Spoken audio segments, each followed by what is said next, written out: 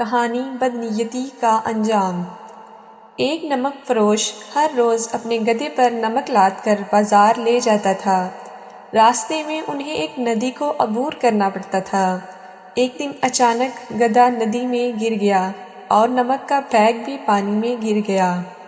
نمک پانی میں گھل گیا اور اسی وجہ سے یہ بیگ لے جانے میں بہت ہلکا ہو گیا۔ گدھا یہ دیکھ کر بہت خوش ہوا۔ پھر گدھے نے یہی چال روزانہ کھیلنا شروع کر دی۔ نمک بیچنے والے نے اس گدھے کی اس چال کو سمجھ لیا۔ اس کو سبق سکھانے کے لیے اس نے فیصلہ کیا۔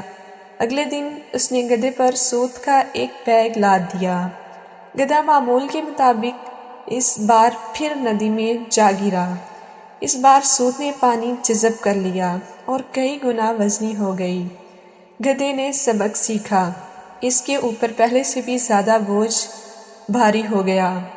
اس دن کے بعد اس نے یہ چال نہیں کھیلی اور نمک بیچنے والا خوش ہو گیا کہ اس کے گدھے کو اب عقل آ گئی ہے۔ اخلاقی سبق: قسمت ہمیشہ ساتھ نہیں دیتی۔